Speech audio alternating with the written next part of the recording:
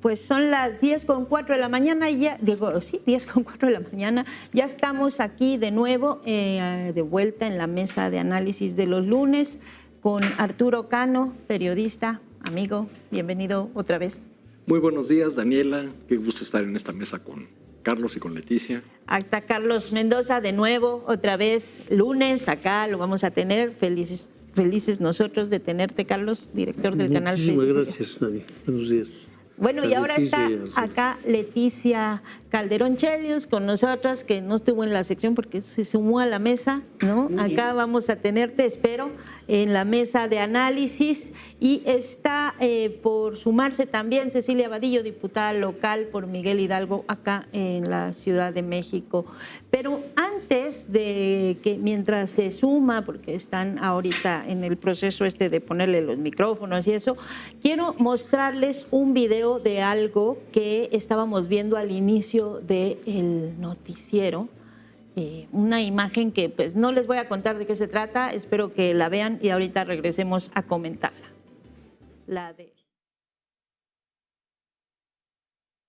Primero la de Trump.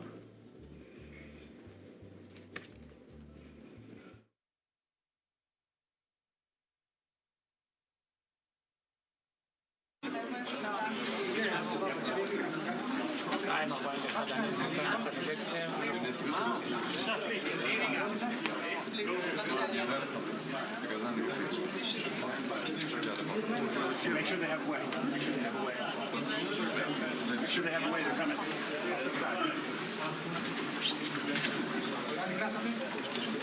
We're now entering the plenary, Mr. President. הממשלה וכבוד יושב ראש הכנסת.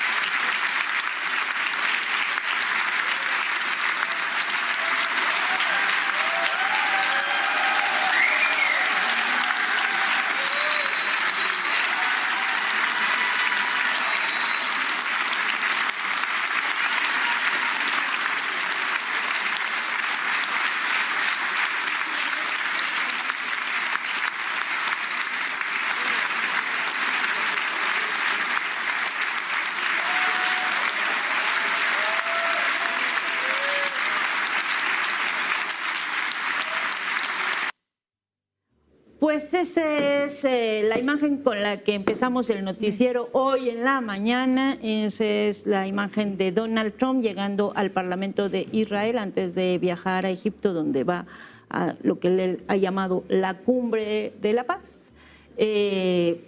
Aplaudido y ovacionado por un minuto y con trompetas y todo. Leti Calderón, tu primera impresión de esta imagen. Bueno, pero también la nota es la ausencia. Es decir, el diputado de izquierda que habló ahí y lo sacaron directamente como censura. Entonces a mí me parece que también habla, aunque sea abrumadora la mayoría que le está aplaudiendo ahí a Trump, pues el hecho de que pues hay voces discordantes a lo que el rey Trump pretende. Entonces yo creo que eso lo sumaría como nota, ¿no? Y esa ausencia de esa silla es eso. Arturo, Donald Trump sintiéndose pues premio Nobel de la Paz no reconocido oficialmente, pero feliz ahí, sintiéndose como el dueño de esa imagen, ¿no? Bueno, lo recibió de manera indirecta, pero lo que valdría la pena sería quizá jugar como se juega en las redes sociales, póngale nombre a esta fotografía o póngale nombre a este video. Yo diría que este video lo podemos llamar sencillamente el que paga manda. El que paga manda. Y a mí me recordó, válgase o digamos, permítaseme la metáfora a esta escena de Star Wars 3, donde se nombra emperador o no sé qué al senador Palpatine y todos le aplauden en el Senado, ¿no? Y cuando acaba de acabar con los Jedi. ¿Qué te recuerda a ti, Carlos? Híjole, es una casita del terror, ¿no? Es horrible, es desolador. Sí, el que paga manda, ¿no? Y sí es el Nobel que pasa a Trump por interpósita persona. Y la UNAM mandando un mensaje en favor de la que recibió el premio Nobel. La UNAM apresurándose a hacer un reconocimiento porque va a ser una transición pacífica. Con la flota estadounidense en las costas de Venezuela, les parece que esa va a ser una transición pacífica. Digo, yo soy miembro de la comunidad universitaria y lo agrego porque sí es parte de esta pues desoladora imagen, ¿no? A mí me parece muy, muy preocupante, muy desoladora. La UNAM y la ONU y una buena cantidad de gobiernos y líderes de América Latina que estaban aplaudiendo. Pero antes de seguir con el tema, quiero darle la bienvenida a Cecilia Vadillo Obregón, diputada local por Morena, por Miguel Hidalgo. Por Miguel Hidalgo. Bienvenida, Cecilia. Muchas gracias por estar en la mesa.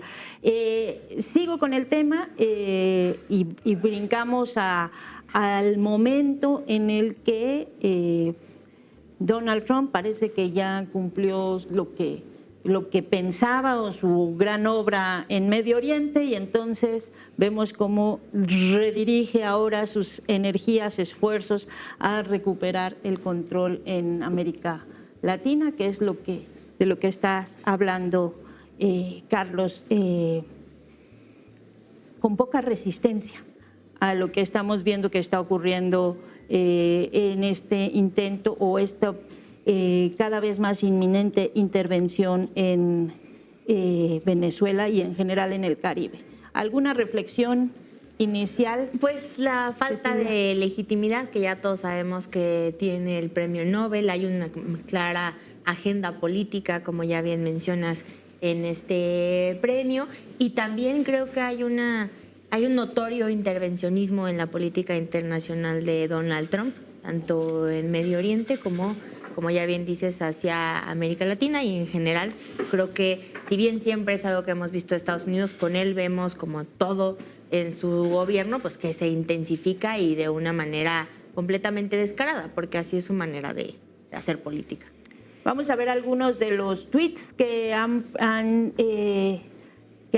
expresado algunos de los dirigentes políticos de América sobre el tema del premio Nobel. Santiago Peña dice: muchas felicidades, María Corina, por este merecido premio Nobel de la Paz. Es un justo reconocimiento a tu lucha diaria por la democracia en Venezuela. Desde Paraguay te seguimos apoyando para lograr que finalmente ese sueño se cumpla, el sueño de la intervención de Estados Unidos y de Israel, que es lo que ha soñado en los últimos años. Tenemos otro. Bueno, Miguel Díaz-Canel, el presidente de Cuba, por supuesto, diciendo que es vergonzoso el otorgamiento de ese premio a una persona que instiga a la intervención militar. Hay que decir que ha sido uno de los pocos que ha condenado el nombramiento. A ver si tenemos por ahí otro. Bueno, Daniel Noboa: felicidades, hoy más que nunca las voces valientes se imponen sobre el ruido. Seguiremos firmes, nuestra región no volverá a caer en manos de quienes la destruyeron. Híjole. Bueno, Gustavo Petro, que ha tenido varios tweets, ¿no? Algunos más claros que otros, en realidad diciendo, no es que yo no que apoye a Maduro, pero pues estar de acuerdo con una intervención militar no es lo que nosotros queremos. Bernardo Arévalo, que quizá es uno de los más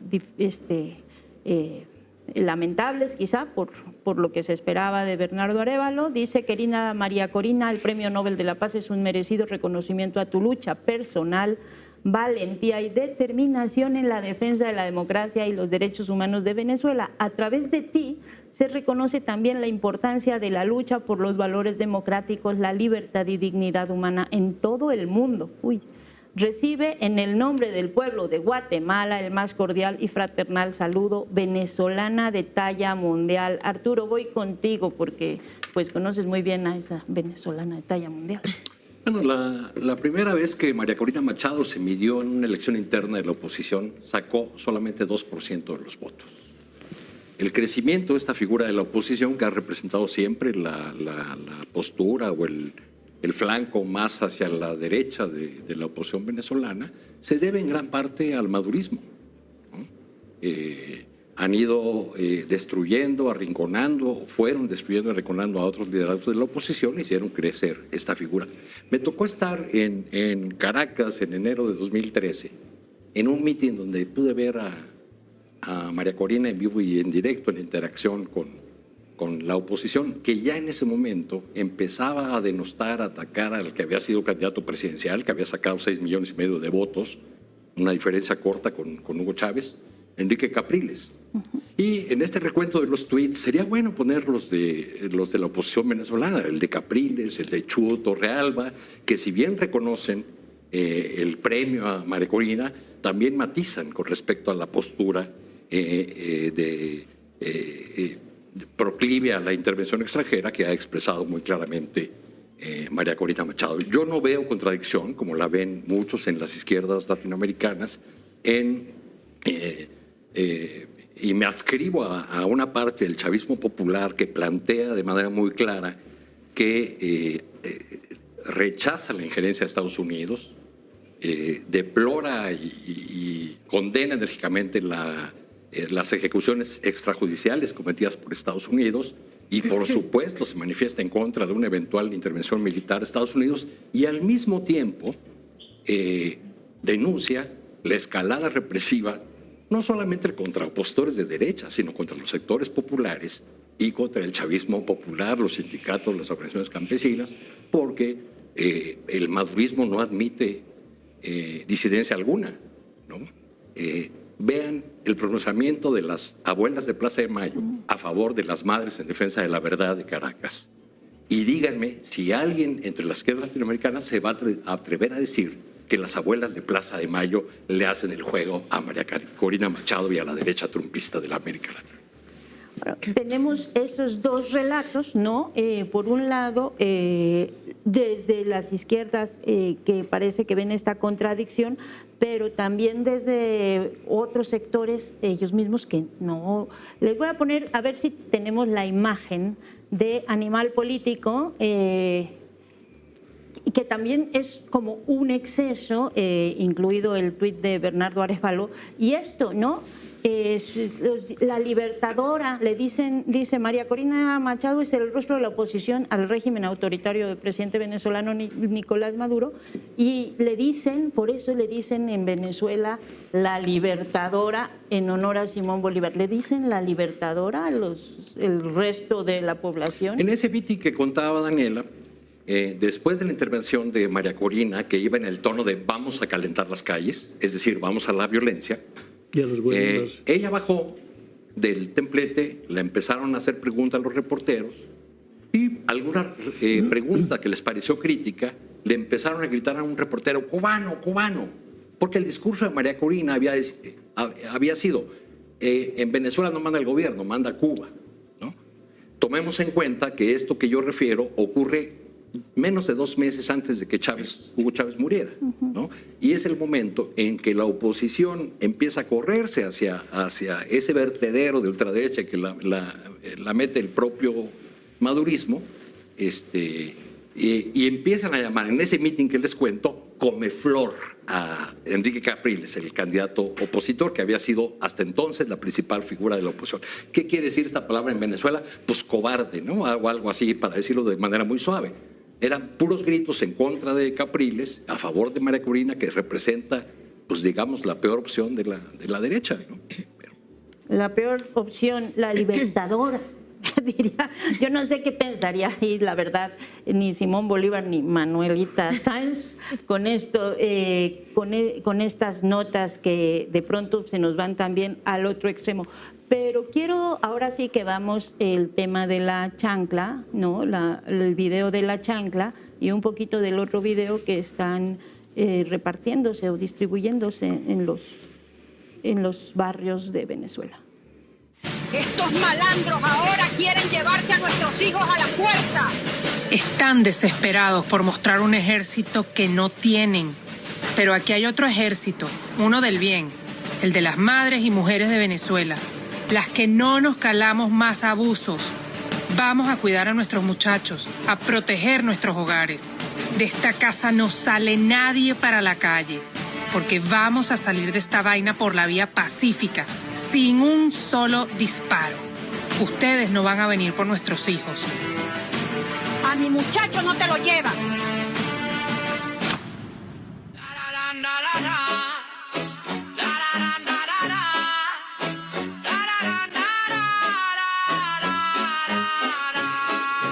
Ellos lanzan fuego desde el helicoide. Creen que son humanos, pues son antropoides. Juegan este juego más que fascistoide, hasta que del cielo caiga un asteroide. Festejarán cuando el fuego caiga del cielo, desde allá arriba donde vuela el paralelo.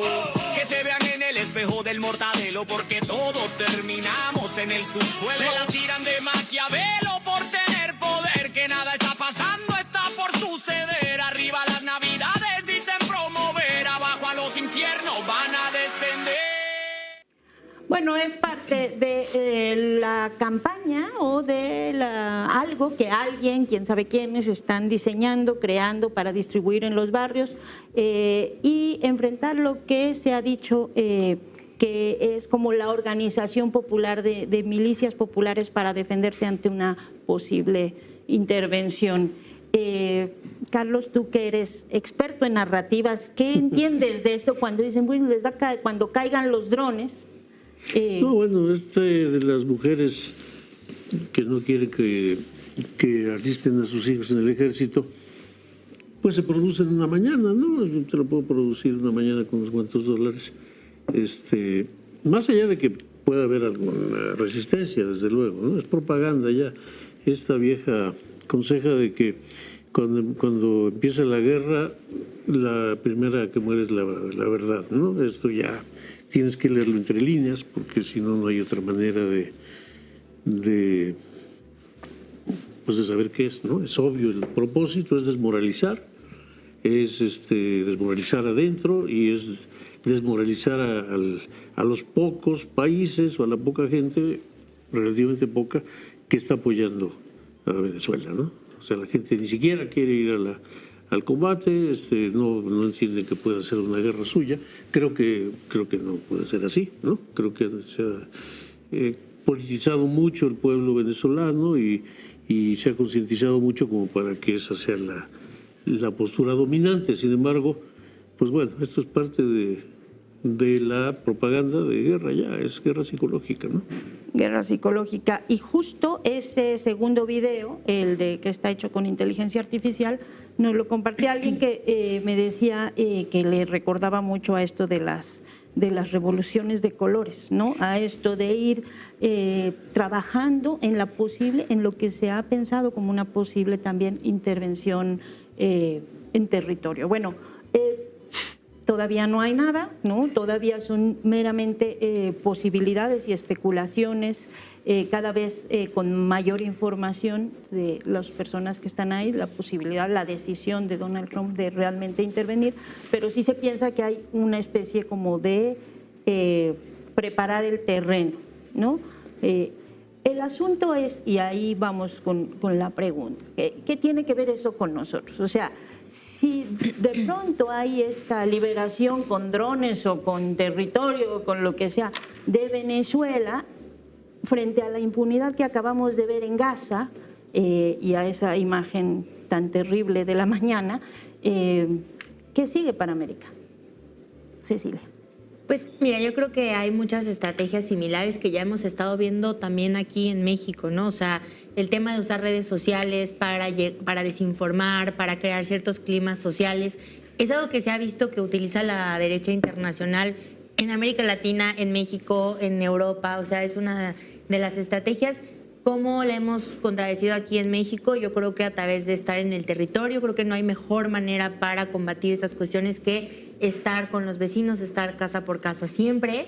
Y también me llama la atención todo el tema de cómo aquí en México también hay una derecha que pide la intervención de Trump, una derecha muy débil, una oposición completamente desdibujada, pero que tiene como uno de sus ejes el pedir la intervención de Donald Trump, el hacer referencia todo el tiempo a los discursos de Donald Trump. En el Congreso de la Ciudad de México tenemos una de las derechas, pues más de ultraderecha, por así decirlo, y su discurso es cada sesión hacer referencia a la ultraderecha, hacer referencia al intervencionismo de Donald Trump. Entonces, bueno, creo que es un clima que está en la región, es un clima que tenemos con nuestro vecino Donald Trump, y creo que hemos diseñado las estrategias para poder combatirlo, pero no significa que no tengamos que estar alertas a esta situación. Leti, en este cambio, digamos, este corrimiento hemisférico a lo que Estados Unidos considera su patio trasero, vemos por un lado amenazas militares, pero también inyección de dólares a los que están caídos, como Milei, ¿no? Dinero para que no pierda tanto cuando ya está en el hoyo y mucho, o sea, hay como varios frentes. ¿Cómo lees tú lo que está ocurriendo regionalmente en clave América Latina? Pues muchas cosas, ¿no? Yo creo que ahora que mencionas Milei, bueno, mañana es su reunión con Donald Trump en Washington y obviamente es como una agenda que también se espera que tenga resultado electoral y eso ya está por verse. Digamos, el nivel de declive que ha habido en términos del apoyo que ha tenido Milei, pues sí ha tenido una afectación, que no tienen otros que uno esperaría o pensaría que irían a la baja en su popularidad o apoyo. Pero fíjate que yo la parte que veo como más complicada es atrás, y el premio Nobel es digamos, la cerecita del pastel, pero es esto donde yo veo que más bien la agenda de estos intervencionistas de América Latina de toda la vida, este señor, el Marco Rubio y María Elvira Salazar, ¿no? La congresista cubanoamericana de ahí de Miami, que está muy a la baja, por cierto, porque ha tenido un impacto muy fuerte su presencia en aquella zona por todo el golpeteo a los migrantes venezolanos, cubanos, que al final de cuentas también han tenido, quienes no son ciudadanos, pues un impacto por todas las políticas migratorias.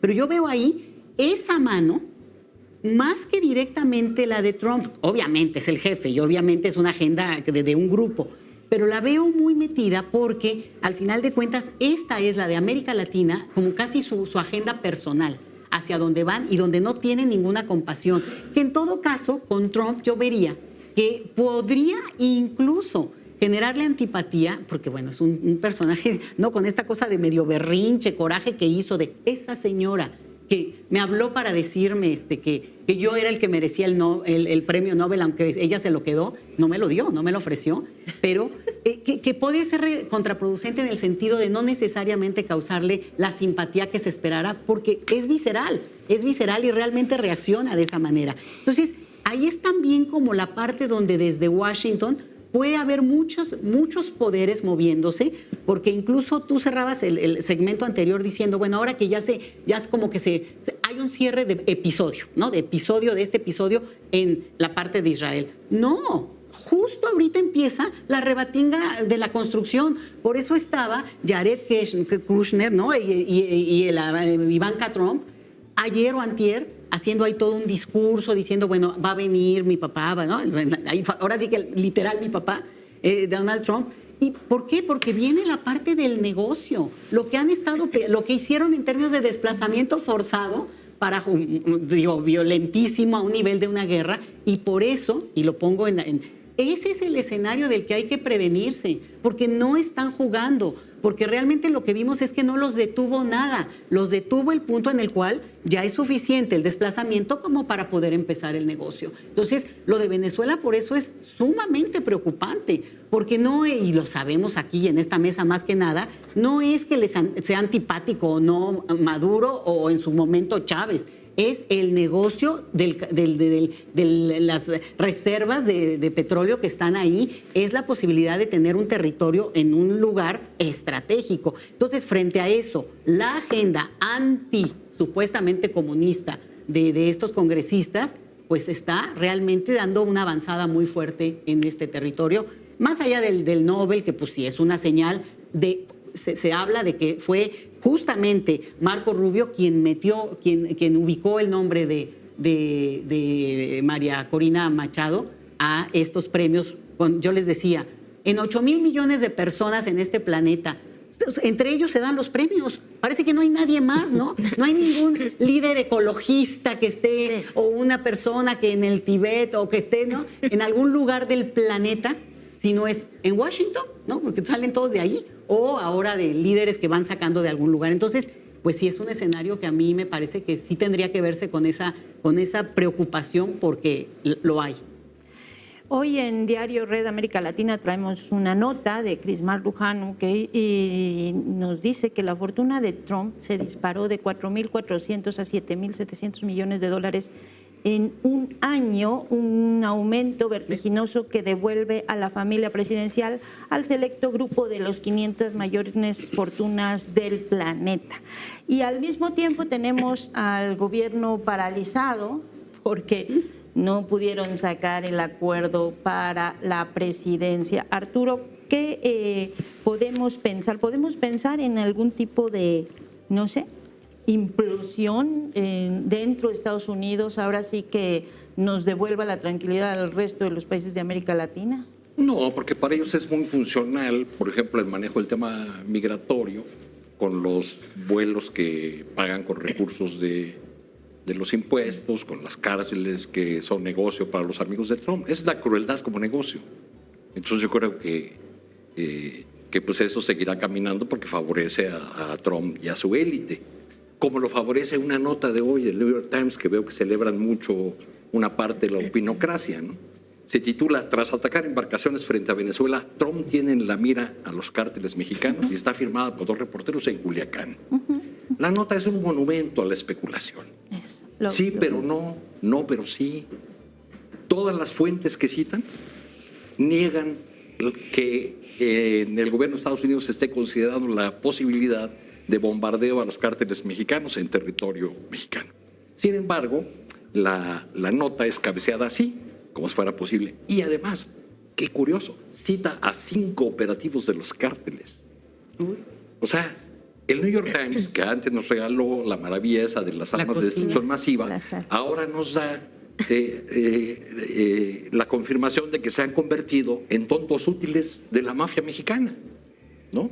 Porque su fuente son operativos de los cárteles, ¿no? En una nota firmada, además en Culiacán, cuyo encabezado no se sostiene por ningún lado, porque no demuestran que ni siquiera se haya considerado ni por sus fuentes mexicanas, ni por sus fuentes que nunca identifican, todas son fuentes anónimas, aunque de alto nivel del gobierno, no se sostiene esta idea de que podría considerarse. Alguna voz más sensata de Grillo, un periodista que sí tiene buena reputación, en el mismo New York Times dice: esa opción es imposible porque primero no serviría de nada y segundo terminaría con la posibilidad de la colaboración del gobierno mexicano que tanto ha celebrado Estados Unidos para combatir el narcotráfico. Pero bueno, pues esa es la narrativa que traen. Es como en la etapa de la transición, ¿no? O en la etapa del salinismo hasta los gobiernos de Fox, donde todos estos personajes estilo Castañeda, Mariclera Cosa, eso, celebraban alguna nota en el New York Times porque pensaban que con un periodicazo neoyorquino podía caer un gobierno. Parece que no se han dado cuenta que ya estamos en otro México, en otro país, en otra realidad. Siguen pensando y celebrando un periodicazo desde Nueva York que además no se sostiene por ninguna parte. Lean la nota del New York Times de hoy, tan celebrada por algunos de la opinocracia, que no sostiene nada.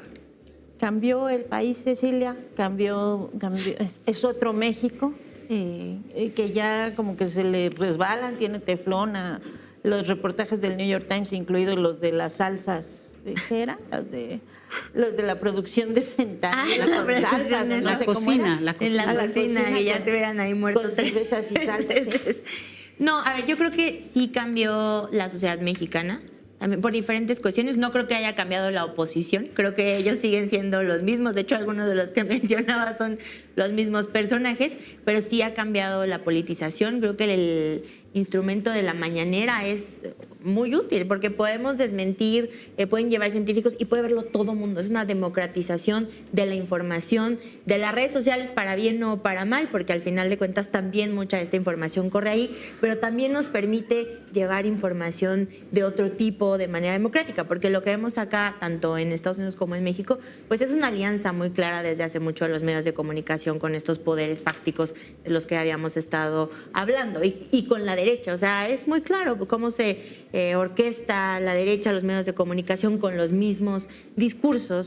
Entonces, creo que sí ha cambiado la sociedad, que ahora no tiene teflón, pero creo que tiene mayor capacidad de buscar su propia información, de formarse un criterio distinto, aunque no falta quien está muy contento por el premio Nobel, ¿no? Como en todos lados.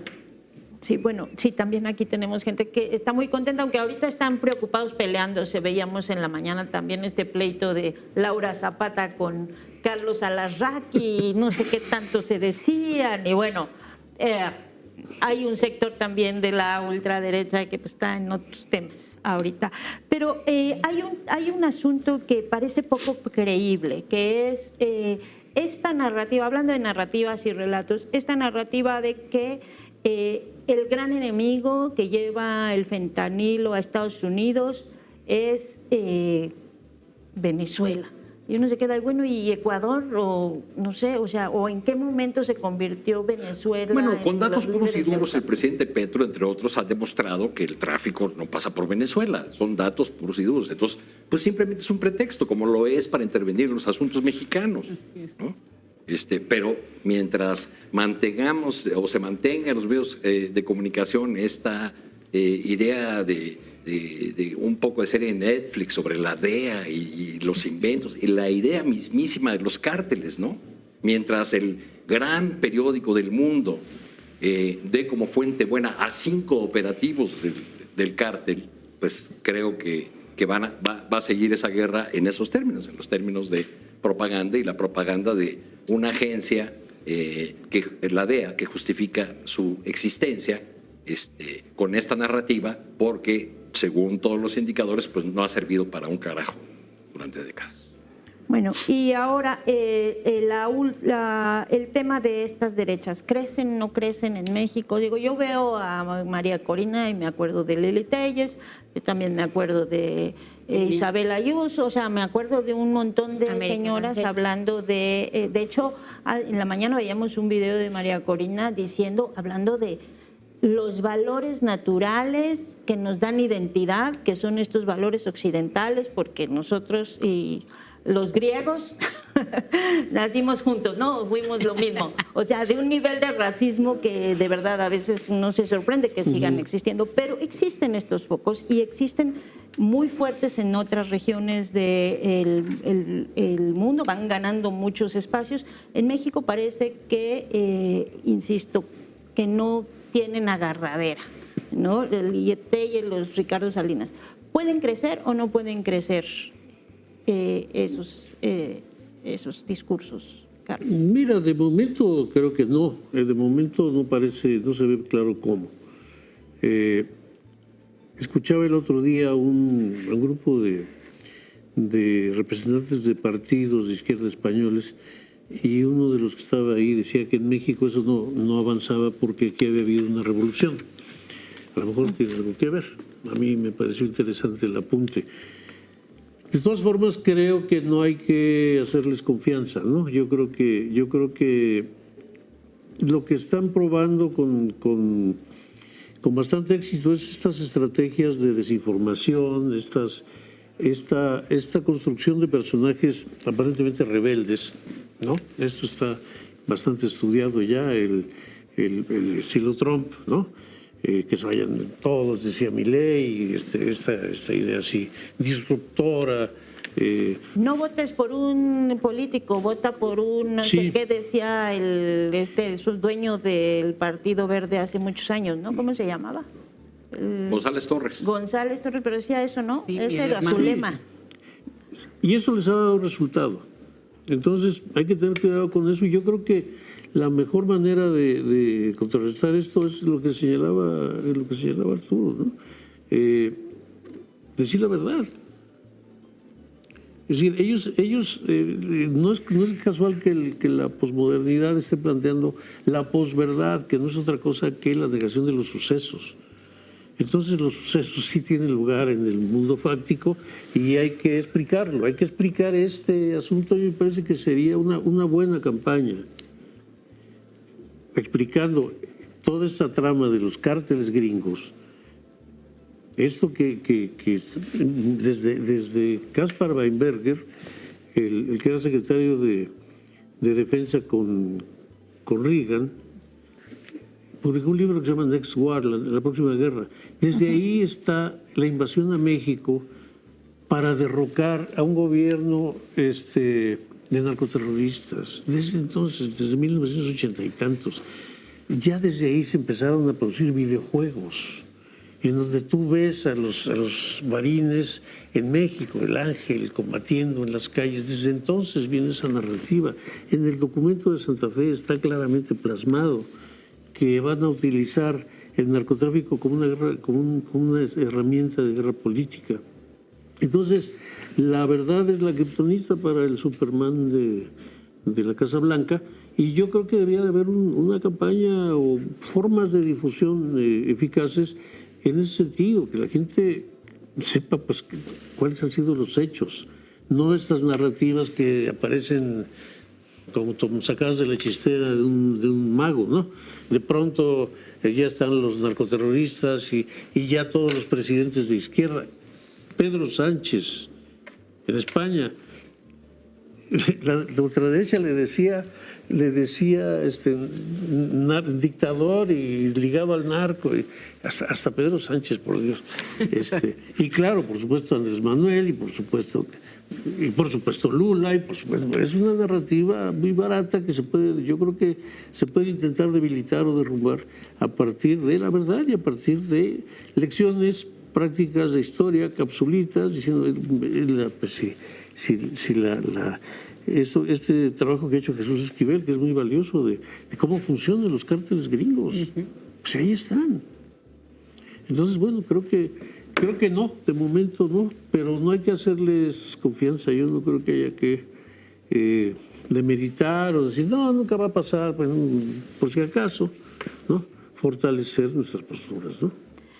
Fortalecer nuestras narrativas, que a veces parece que no van con tanta claridad como quisiéramos, pero Así también los gobiernos, ¿no? Y ahí me voy a pasar al otro tema, que es el otro brinco, que es el que habíamos platicado, porque ayer se presentó el informe, el del primer año del gobierno de Clara Brugada.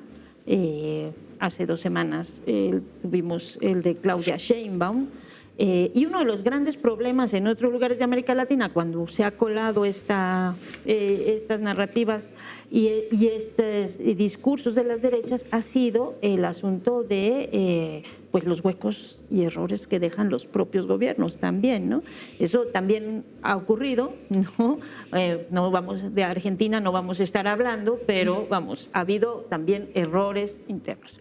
Entonces, quizá por eso necesitamos también vigilar bien cómo ocurren o qué está pasando con nuestros propios gobiernos. Y de Clara Brugada, pues está cumpliendo ya casi 30 años de gobiernos de izquierda, 97.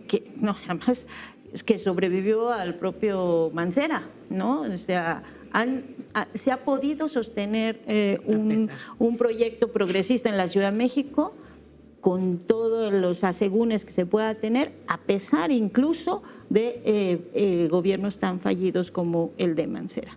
Leti, tú estuviste muy atenta ahí al informe de Clara. ¿Qué es lo que le viste? Pues a mí se me hizo muy interesante porque primero la pasarela, ¿no? La parte de la pasarela, incluso los posicionamientos de los partidos, que pusieron temas que eran de interés. Yo dije, a ver cómo los va a retomar o no ya en su discurso ya hecho la jefa de gobierno. Y efectivamente un recuento muy interesante de los principales temas que acogen, ¿no? que en la ciudadanía están en el top. Seguridad, vivienda, movilidad. Y ahí, ¿no? Los temas así como que podríamos rescatar en términos de, por ejemplo, yo dije, a ver si van a hablar del tema, ¿no? Que si los baches, socavones, las banquetas, la de toros sin violencia, esta ley que se pasó. Tú has estado muy atenta al tema de los baches. Yo siempre estoy atenta al tema de los baches porque soy En víctima Twitter. de los baches y creo que eso es un tema, pero qué bueno que no lo eludió la jefa de gobierno, porque sería el elefante en la mesa. Es obvio que es un tema muy sensible, pero es un tema de mucha visibilidad, pero creo que lo que me pareció muy interesante, bueno, todo me pareció interesante, pero cómo al final de cuentas digamos, dar cuentas a la ciudadanía de una serie de cosas, pues lleva a hacer como un pase de algunas cosas que vienen de mucho tiempo, que no son resultado del último año, lo de la seguridad. Y yo decía que, platicando, que a veces el tema es que aunque bajen los índices de seguridad, hablaban de que han bajado la extorsión, la desaparición, pero también se habló de que esta es ya la ciudad más vigilada de la América Latina, lo cual yo no sé si es bueno o malo, pero bueno, esperaría uno que ocurriera cuando hay una situación que ameritaría. Lo que también vemos que tiene una desigualdad, no siempre esa activación de la vigilancia, de las cámaras de vigilancia, han resultado tan exitosas como en algunos casos de algunos comunicadores que supieron exactamente a dónde fue cada quien. No ocurre así y creo que eso también se percibe en la ciudadanía. La ciudad más iluminada, se dijo. Me parece muy interesante, pero, y aquí voy a meter a la oposición que creo que dio un tono. El PRI dijo, no queremos la reforma electoral. Señora, siéntese. O sea, venimos a hablar de otro tema y bien. Pero el PAN tuvo un posicionamiento muy interesante. Dijo cosas donde ya se ve su nueva estrategia, que es sí vamos a cooperar, sí queremos avanzar, sí vamos a ser propositivos, y luego se enojaron. Y luego ni aguantaron nada, o sea, o sí o no. Pero pusieron temas que a mí me parecen importantes, y lo digo para cerrar con esto, que yo lo único que no entiendo de la oposición panista, específicamente la panista, porque la padezco, es por qué no ponen en marcha lo que le critican al gobierno de la Ciudad de México. ¿Por qué no dicen, vamos a demostrarles cómo sí se puede no tener baches en estas alcaldías? ¿Cómo está iluminado? ¿Cómo es seguro? ¿No? Porque critican cosas que ellos ejercen como poder, y desde el gobierno con recursos, ellos tienen el dinero para hacer todo eso. Entonces, ahí es donde la contradicción los deja desnudos, y todavía peor cuando dicen vamos a cooperar y a las primeras que les tocan tantito cartel inmobiliario, se paran y se van. Yo no me daría ni por aludida, ¿no? Pondría una cara así como de circunstancia, pero eso es lo que es muy interesante. Cecilia, se salió el PAN después de que le mencionaron el cártel inmobiliario. Y entonces nos quedamos también sin posibilidades dentro del propio Congreso de escuchar críticas o algún tipo de cuestionamiento. ¿Cuál es el cuestionamiento o dónde están viendo los retos desde el grupo parlamentario de Morena? Sí, a ver, yo concuerdo completamente con la lectura. A ver, el tema de los baches. El 92% de las calles en esta ciudad son calles secundarias, es decir, que corresponden a las alcaldías. Entonces, sí es un problema que la jefa de gobierno con toda responsabilidad ha asumido, pero que si lo vemos en estricto sentido legal, pues en su mayoría no es un problema que le correspondería al gobierno central, al gobierno de la ciudad. Igual el tema de la luminaria es una facultad de las alcaldías. Entonces yo concuerdo completamente que si ellos tienen estas críticas, deberían de tener sus alcaldías. Pero diputada, la mayoría de las alcaldías están en manos de Morena. No puede usted usar ese argumento, perdone. Pero lo que gobiernan ellos, el único espacio que tienen para demostrar cómo es un gobierno panista, si ellos dicen que pueden hacerlo mejor, son las alcaldías. Bueno, hábleme de las alcaldías de Morena, entonces. Podemos hablar también de las alcaldías de Morena, pero podemos hablar también de las alcaldías de oposición, y vemos que tienen los mismos baches, las mismas luminarias, y que no vemos un contraste en esas áreas. Habría que ver ahí qué es lo que sucede también. Y luego, pues yo también concuerdo, ¿no? Se van cuando dicen cártel inmobiliario sin ninguna razón. Nadie dijo el diputado Ataide, el líder del cártel inmobiliario, para nada. Dijo ya no va a haber cártel inmobiliario en esta ciudad, y se salen. Nunca más. y nunca más, y se salen los del PAN. Pues no sé por qué les habrá dolido tanto esa afirmación o lo que implica, ¿no? Pero sí creo que están un poco perdidos, esa es mi impresión. Más allá de que yo sea diputada de Morena, yo vivo en una alcaldía de oposición y como ciudadana los noto perdidos. ¿Cuál es la agenda más allá de eso? ¿Cuál es la crítica más allá de criticar cosas que también les corresponden a sus gobiernos? ¿Cuál es el proyecto? Porque muchas veces, y ellos lo decían, apoyamos. Sí, no hay realmente sí apoyan. Y me critican, luego me dicen, no digas que apoyan, pero apoyan todo. Realmente si uno analiza cómo son los votos en la ciudad, fuera de la agenda LGBT, que es así, nunca votan a favor. Fuera de eso, la oposición en la Ciudad de México apoya absolutamente todo. Entonces, ¿qué defienden? El cártel inmobiliario, que nosotros no vamos a defender. O sea, no queda muy clara cuál es la agenda de la derecha, más que, eso sí, como decía al principio, defender a Trump en cada sesión. Y pregunto, ¿eso es bueno o malo? No tener oposición, ¿qué tanto les ayuda a ustedes en el Congreso a tener una discusión seria sobre algunos problemas centrales? Pues mira, yo no, como diputada, pues no puedo decir que sería malo pues que cooperaran o que votaran, pero como ciudadana, pues creo que sí es necesario que haya un contraste real. Creo que sería útil también para el movimiento que hubiera un contraste pues más certero en ciertas cuestiones.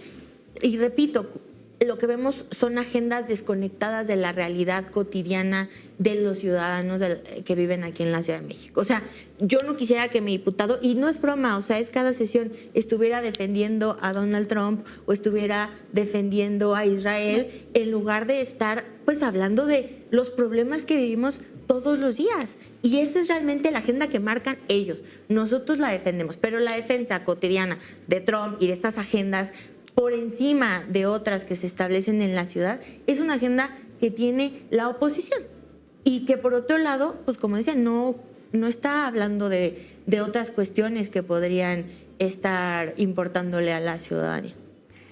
Arturo, se habló de la disminución, el tema de seguridad, por supuesto, en los índices de delitos de alto impacto, que ya venía desde la administración de Claudia Sheinbaum, la disminución de feminicidios. Hay un homicidio doble del que se habló mucho, más bien, que es el de Jimena y Pepe, ¿no? Que es un asesinato que nos cimbró a todos por las características que tiene, porque hay todos los indicios de un asesinato político. Y eso te lo pregunto, un gobierno que inicia con una cuchillada al corazón, digamos, de lo que puede ser la gestión. ¿Cómo lo podemos evaluar en esa luz al cumplirse un año? Bueno, José y Jimena eran más que los dos colaboradores de Clara, eran realmente su cerebro y sus manos operativas en términos de comunicación. Fue un golpe muy duro para la jefa de gobierno. Espero que en algún momento haya una explicación convincente de resultado de una investigación seria, pero creo que ese doble crimen se tradujo en una profundización de algunos problemas que ha tenido el gobierno de Clara Brugada desde su arranque, de estar paralizada frente a algunos asuntos por esta contradicción que también se dio entre Claudia Sheinbaum y López Obrador, del centralismo que tenemos ahí, del peso que tiene el gobierno federal cuya presencia está en esta ciudad, del peso que tiene esta ciudad como origen del movimiento de la 4T, tiene un peso simbólico importantísimo. Recordemos, la primera ola progresista en América Latina y sus derrotas posteriores siempre pasaron por perder las capitales, ¿no? Ese es un riesgo en la ciudad. Pero sí, a ver si me da tiempo, porque ya estamos con el tiempo encima. Yo quería hablar de los claroscuros de Clara, ¿no? Y tiene sus claros, tiene finanzas sólidas, inversión extranjera directa muy importante, 19,000 millones de dólares, un crecimiento de 3%, es la ciudad de los festivales, de los conciertos, de los museos, un avance importante en materia de transporte público, de movilidad para zonas que habían sido olvidadas, pero también es la ciudad donde no se ha podido terminar el arreglo de la línea 1 del metro, también es la ciudad donde falla cada rato una y otra de las líneas del metro, también es la ciudad de los baches en todas las alcaldías, no solo las de la oposición, y Morena haría bien en voltear y entender que esta ciudad no es este centro tan atractivo, no es la Roma Condesa, así como Lima no es Barranco y Miraflores, como Sao Paulo no es los alrededores de la Avenida Paulista, ni Caracas termina en Chacao. Así la Ciudad de México no puede ser vista solo como este centro, porque es una ciudad enorme y además una urbe que abarca también ya municipios del Estado de México, del Estado de Hidalgo. Tiene muchos problemas. Por eso me llamó la atención que la jefa de gobierno dedicara en el arranque de su discurso, porque me lleva a la pregunta, dedicara en el arranque de su discurso 44 líneas a saludar a los funcionarios presentes y solo 2 al pueblo de la ciudad. ¿A quién le estaba hablando la jefa de gobierno? ¿No? ¿A quién escucha después del asesinato de 2 de sus principales colaboradores? ¿Quiénes son las personas de su confianza? ¿Por qué vimos escenas como esas terribles del 2 de octubre de un operativo mal planeado en el que el secretario de gobierno y el de participación ciudadana dejan a su suerte a los policías para que sean golpeados? Y por lo menos habría que revisar la actuación de esos funcionarios si se quiere apoyar a una gobernante como Clara Brugada, que viene de un origen popular, que surgió de una lucha desde abajo en una de las colonias más pobres de esta ciudad, en San Miguel Teotongo, ¿no? Que se fue a vivir ahí por una decisión propia hace décadas y que yo creo que me merecería el respaldo de todo su partido y del conjunto de las fuerzas de la ciudad. Carlos, ¿el secretario de Gobierno está apoyando, no está apoyando? Hablando de estos operativos del 2 de octubre precisamente y de algunos otros también que hemos visto con las marchas de gentrificación. O sea, no parece que le estén echando mucha ayuda, sobre todo con el sector de los jóvenes que entusiastamente se había volcado a esta, a esta elección de 2024 y que su agenda no parece de pronto estar empezando a entrar también en contradicción por los temas, sobre todo de las manifestaciones. No sé, seguramente no de la manera más adecuada. Pero yo me voy detrás de lo que acaba de decir Arturo y aquí me declaro hasta cierto punto en receso, porque yo me siento agraviado completamente por lo que ha hecho Clara. Como ciudadano es increíble, ¿no? Que ahora resulta que la gente era animalista, ¿no? O sea, nos están invadiendo, nos están aplicando la gentrificación. El primer cártel inmobiliario, así llamado, son los desarrolladores. Estos que compran, construyen. Eso no lo para nadie. Ella cree que el asunto era darse besitos con un perrito en un cartel. Eso es una cosa insultante para nosotros porque lo padecemos. ¿A quién le dijo que iba a quitarle un carril a la calzada de Tlalpan? ¿A quién se le ocurre? ¿A quién se le ocurre? Pues no. Otra de sus... Anda quedando bien con cierto animalismo de derecha, anda quedando bien con los ciclistas. Yo estoy de acuerdo con el ciclismo. Creo que para los ciclistas el peor escenario es meterse a la calzada de Tlalpan, a estar aspirando el diésel que avientan los trailers. ¿A quién se le ocurre? Entonces esa es la agenda. Y mientras tanto ahí por donde yo me muevo, pues se siguen construyendo edificios que no venden un solo departamento. El tráfico es insoportable porque lo maneja la Secretaría de Movilidad, son los gerentes de Nissan, de Volkswagen y de General Motors. Meten 200,000 coches al año. ¿Qué hacen? Nada. Coches que jalan a 160 por hora, pero andan a 10 kilómetros por hora en promedio en esta ciudad. Esos son los problemas. Yo no sabía que las corridas de toros eran el principal problema. ¿Se respira mejor ahora que no hay corridas de toros? A lo mejor sí. A mí no me parece. Entonces, pues yo estoy con Arturo. Yo voté por ella. Yo me peleé públicamente contra Harfuch para que fuera ella. Y resulta que traía una agenda aquí como el mago Chencay, se la saca de una chistera y dice, ¿qué creen? Ahora el tema es las zonas. ¿Cuándo habló de de las corridas de toros en su... Sí habló, lo que Bueno, tampoco es mi agenda, por cierto. Y a, Sí y a habló. propósito de ¿Y las bicis, Carlos, ojalá voltee a ver el programa de Cobici, porque están abandonadas y no le sirven los frenos y ponchadas y todo.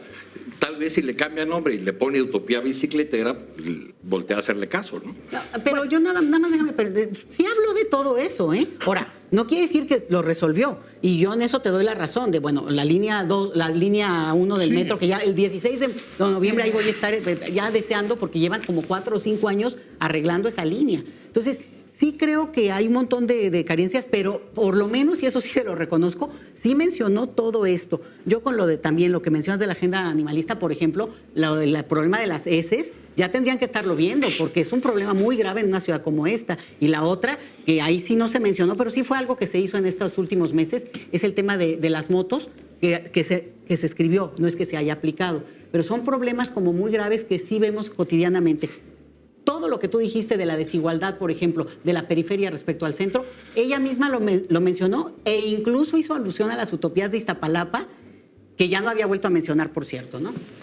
Bueno, y está todo el tema, Cecilia, vamos contigo, de la agenda también que hay para la periferia, digamos, para la zona metropolitana, que es no solo es un tema de la ciudad, es un tema de la Ciudad de México, del Estado de México, del Gobierno federal, un tema central, el plan de metropolitano, ¿no? Que es todo un paquete para no dejar solo, porque además acabamos de tener informe ahora de Clara Brugada, pero también tuvimos de Delfina Gómez, pero también tuvimos de Claudia Sheinbaum.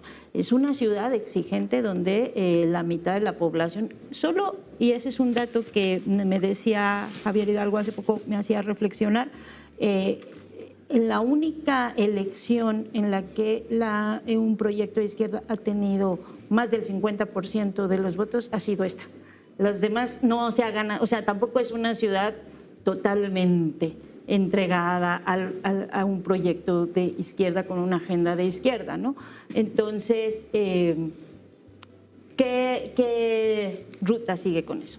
Sí, a ver, yo sí difiero en el tema de que no se voltea a ver a la periferia y que los gobiernos de Morena no atienden. Cuando tenemos la verdad del gobierno de Iztapalapa y quien haya ido a ver lo que significa una utopía y cómo transforma la vida de las personas que la usan, que viven alrededor, es completamente transformador para las poblaciones que más lo necesitan. Y tenemos no solo las utopías, sino ahora las casas de las 3 R's, que de hecho, hablando de Javier Hidalgo, él tuvo un reciente problema de movilidad y va y se rehabilita en las casas de las 3 R's porque tienen unos niveles de terapias de rehabilitación de primer nivel para cualquiera, de manera gratuita. Y estamos hablando no solamente de construir utopías que cambian la vida de los jóvenes, de las mujeres, de los adultos mayores, de los jóvenes, sino que también estamos hablando de construir de manera masiva estas casas de las 3 R's. Ya tenemos muchas en construcción que están por inaugurarse y tenemos también las utopías que van hacia las personas que más lo necesitan en esta ciudad.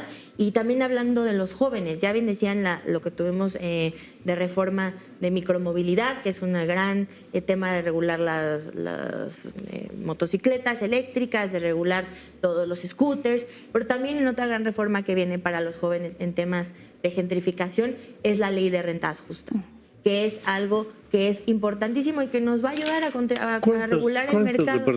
regular el mercado inmobiliario, y que es fundamental porque mientras tampoco tengamos un sistema de rentas justas en la ciudad, también es otra parte del mercado inmobiliario que está desregulada. Algo que yo sí les puedo decir que me consta es que cuando llegamos, yo vengo aquí de la Miguel Hidalgo, entonces el tema del cártel inmobiliario, pues traemos muchos edificios, como ya bien mencionan.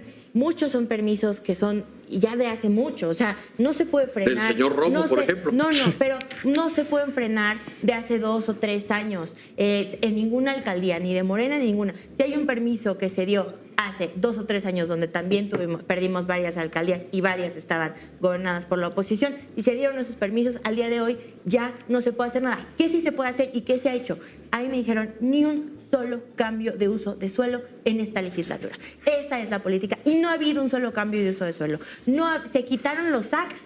Los SACs son mecanismo para el desarrollo de ciertas colonias como San Miguel Chapultepec y como Escandón, que se creó con Mancera y que incentivaba que hubiera edificios con más pisos, que incentivaba los polígonos de actuación, y ya se terminaron esos actos, se acaban de frenar.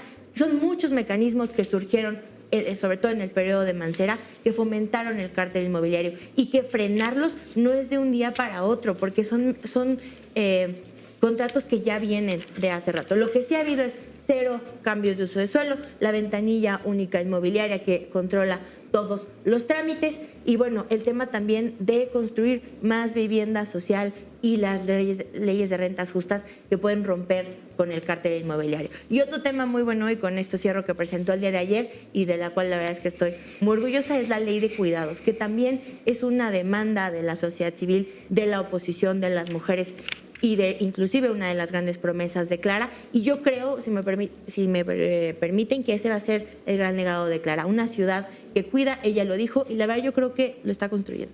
No, y hay otros temas, ya son las 11:05, se nos acaba el tiempo, esto da para otra gran mesa. Daniela, te pido nada más 30 segundos 30. porque tenemos una tragedia en el país por las lluvias. 6 estados con graves afectaciones, 47 muertos, personas desaparecidas, muchas comunidades incomunicadas, y la presidenta Claudia Sheinbaum se ha ido a parar al lugar de la tragedia, a diferencia de su antecesor, que cuidaba la investidura y que alguna vez llegó a decir que no se iba a prestar al espectáculo. Mi pregunta es, viendo estas escenas de Claudia Sheinbaum en el lugar de la tragedia, ¿seguirán diciendo que es el 7º año de López Obrador? Bueno, ese es otro tema que ya no abordamos porque se nos acaba el tiempo, y porque además pues hay muchas cosas que discutir. Justo la idea de estas mesas es entrarle a temas de fondo, discutir con seriedad entre acá, pura gente de izquierda. Hoy necesitamos discutir y no quedarnos dormidos en los laureles, porque si no pasa como ha pasado en otros lados, y eso sí que son grandes tragedias. Ahorita es momento bueno para discutir. Yo les agradezco mucho a los 4. No sé si alguien quiera otros 30 segundos hablar de cualquier otro tema, ¿no?